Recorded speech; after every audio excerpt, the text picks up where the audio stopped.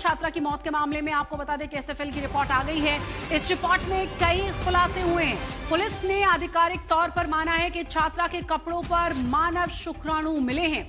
इस सच के सामने आ जाने के बाद अब पुलिस आरोपियों के डीएनए से सबूतों का मिलान करने वाली है।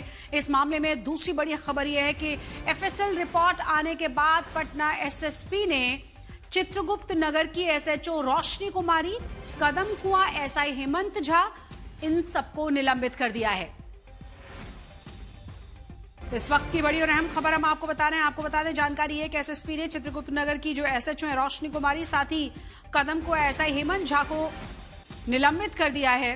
इस पूरे मामले में एफएसएल की रिपोर्ट आ जाने के बाद बवाल और ज्यादा मच गया है। जानकारी यह है कि आरोपियों के डीएनए से सबूतों का मिलान अब पुलिस की तरफ से किया जाएगा, क्योंकि छात्रा के कपड़ों पर मानव शुक्राणु मिले हैं।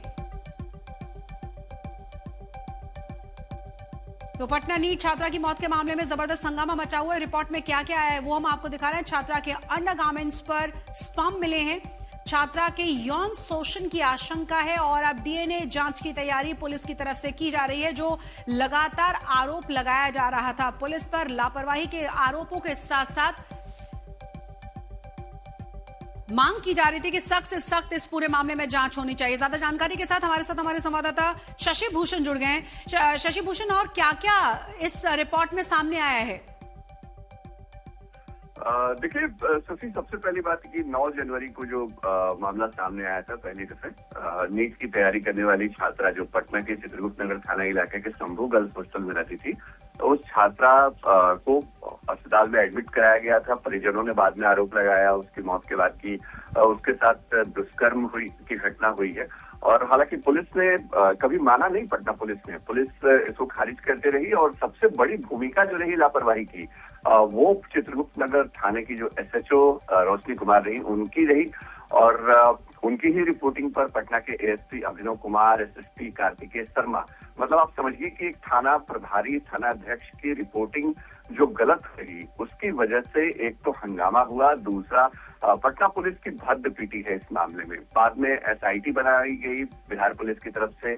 केंद्रीय माफ कीजिएगा गृह मंत्री जो है बिहार के सम्राट चौधरी डिप्टी सीएम, उनके हस्तक्षेप के बाद एक एसआईटी का गठन हुआ। एफएसएल रिपोर्ट जब कल सामने आई है, हालांकि वो रिपोर्ट मीडिया में नहीं आई है, लेकिन पटना पुलिस ने जो खुद जानकारी दी है उसमें बताया गया है कि एफएसएल रिपोर्ट के क्रम में ये जानकारी सामने आई है कि जो छात्रा है उसके जो अंडरगारमेंट्स है उसमें कहीं न कहीं जो स्पर्म है वो फाइंडिंग्स आई है। अब ये भी हैरत वाली बात है कि आखिर घटना के इतने दिनों बाद वो अंडरगारमेंट्स कहाँ से मिले, कैसे उसमें स्पर्म की फाइंडिंग हुई, ये पुलिस जब खुलासा करेगी तो आधिकारिक तौर पर बताएगी। पहली दफे ऐसा हुआ है कि पुलिस ने इस केस में माना है कि ऐसी कोई घटना छात्रा के साथ हुई है। और अब जो किरकिरी हुई पटना पुलिस की, पटना एसएसपी की, बिहार पुलिस की, उसके बाद आखिरकार जो एसएचओ है चित्रगुप्त नगर थाना की रोशनी कुमार, उनको हटाया गया है। साथ ही साथ एक कदम कुआं थाने के अवर निरीक्षक हैं जिनको बाजाप्ता एक पहली रिपोर्ट सौंपी गई थी एक प्राइवेट हॉस्पिटल की तरफ से जहां पर छात्रा का इलाज चल रहा था, उनकी भी लापरवाही सामने आई है। शशि, वाकई में बहुत बड़ी खबर थी। देखिए, इतना जबरदस्त हंगामा, इतने प्रदर्शन और जिस तरीके से एकजुटता लोगों की तरफ से दिखाई गई, तब जाकर ये एसआईटी का गठन हुआ और तब जाकर ये तमाम फाइंडिंग सामने आ रही हैं। बहुत बहुत शुक्रिया इस तमाम जानकारी के लिए आपका।